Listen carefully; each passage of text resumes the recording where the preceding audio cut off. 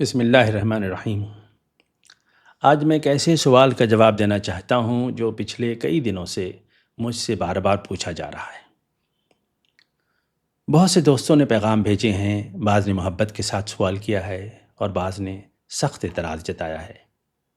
ان کا سوال ہے کہ آپ شیعہ سنی اتحاد کی بات کیسے کر سکتے ہیں؟ آپ یہ کیسے کہہ سکتے ہیں کہ شیعہ اور سنی امت کے دو پر ہیں اور پرندہ ایک پر سے نہیں اڑ سکتا؟ لوگ کہتے ہیں کہ آپ کو معلوم نہیں کہ اہل تشیع کی بعض کتابوں میں صحابہ کے بارے میں سخت باتیں لکھی گئی ہیں، حضرت ابوبکر کے بارے میں، حضرت عائشہ کے بارے میں، دیگر صحابہ کے بارے میں، اور بعض خطبہ اور بعض ذاکرین کی زبان سے ایسی گفتگو بھی سننے کو ملتی ہے جس سے سنی مسلمانوں کے جذبات مجروح ہوتے ہیں۔ بعض تاریخی روایتوں میں یہ بھی بیان کیا جاتا ہے کہ رسول اللہ صلی اللہ علیہ وسلم کی وصال کے فوراً بعد اہل بیت کے ساتھ ناانصافی ہوئی۔ حضرت فاطمہ کے بارے میں ایسے واقعات بیان کیے جاتے ہیں جنہیں سنی روایت قبول نہیں کرتی۔ تو سوال یہ اٹھایا جاتا ہے کہ جب یہ سب موجود ہے تو پھر آپ اتحاد کی بات کیسے کر سکتے ہیں؟ کیا یہ جمع بین ضدین نہیں ہے؟ کیا یہ دو بالکل مختلف دنیاؤں کو ایک ساتھ جوڑنے کی کوشش نہیں ہے؟ یہ سوال اہم ہے اور اس کا جواب بھی اتنا ہی سنجیدہ ہونا چاہیے۔ لیکن جواب دینے سے پہلے میں چاہتا ہوں کہ ہم ایک لمحے کے لیے ایک مفکر کی طرف رجوع کریں، ایک ایسا مفکر جس نے خود شیعہ معاشرے کے اندر بہت سخت سوال اٹھائے۔ ان کا نام ہے علی شریعتی۔ علی شریعتی نے شیعت کو دو حصوں میں تقسیم کیا۔ انہوں نے کہا ایک ہے سرخ شیعت اور دوسری ہے سیاہ شیعت۔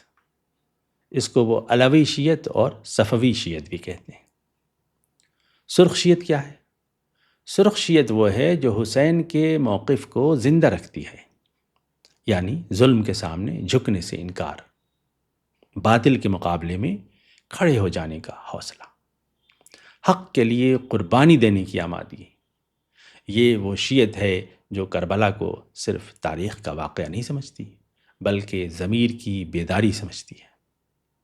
لیکن شریعتی کہتے ہیں کہ ایک دوسری شیعت بھی پیدا ہو گئی ہے، وہ اسے سیاہ شیعت کا نام دیتے ہیں۔ سیاہ شیعت کیا ہے؟ وہ شیعت جو کربلا کو انقلاب کی آگ بنانے کے بجائے صرف ماتم کی رسم بنا دیتی ہے۔ وہ شیعت جو تاریخ کے زخموں کو مرہم بنانے کے بجائے نفرت کا ایندھن بنا دیتی ہے۔ وہ شیعت جو مظلومیت کو اخلاقی طاقت بنانے کے بجائے سیاسی بیانیہ بنا دیتی ہے۔ اب ذرا رک کر سوچئے، اگر سیاہ شیعت ممکن ہے تو کیا سیاہ سنیت ممکن نہیں؟ حقیقت یہ ہے کہ جس طرح ایک شیعت نفرت کے بیانیے پیدا کرتی ہے، اسی طرح ایک سنیت بھی ہے جو نفرت کے بیانیے پیدا کرتی ہے۔ وہ سنیت جو مدرسوں میں بچوں کے دلوں میں یہ بات بھر دیتی ہے کہ شیعہ مسلمان نہیں، کہ وہ گمراہ ہیں، کہ وہ دین سے خارج ہیں، کہ ان کے ساتھ بیٹھنا بھی مناسب نہیں، سوشلائزنگ بھی گناہ ہے۔ یہ بھی سیاہ سنیت ہے۔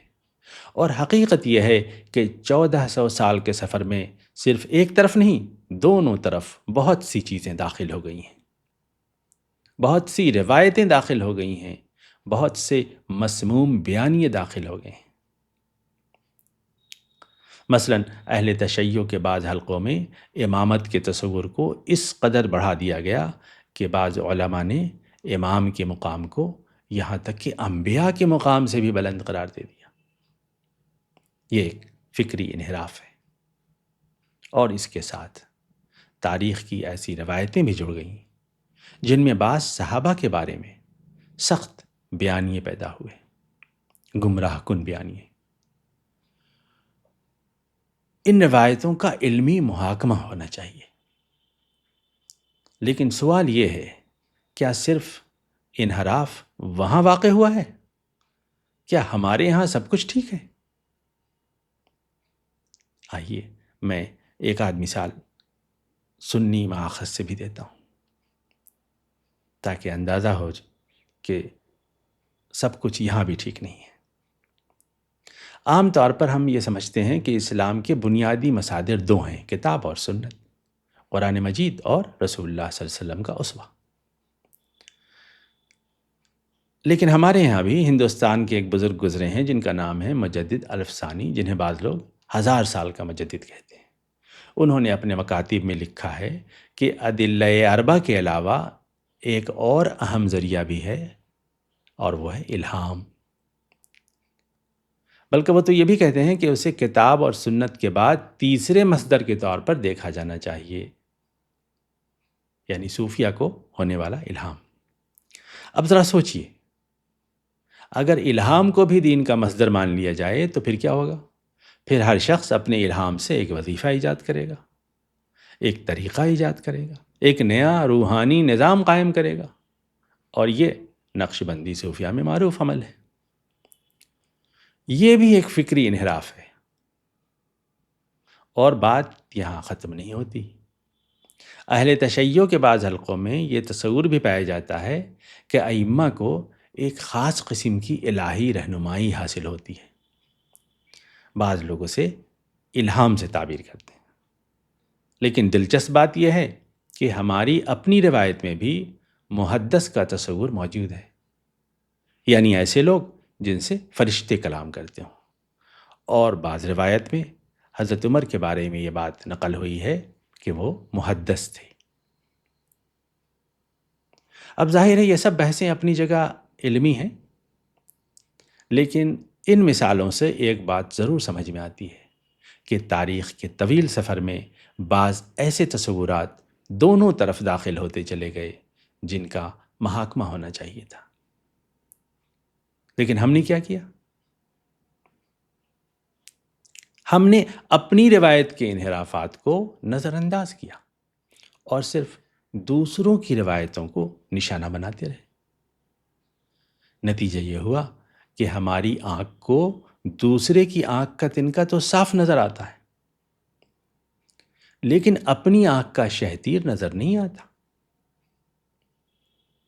اگر ہم واقعی امت کو جوڑنا چاہتے ہیں تو ہمیں یہ ماننا ہوگا کہ نہ ہم 100% حق پر ہیں اور نہ وہ 100% باطل ہیں۔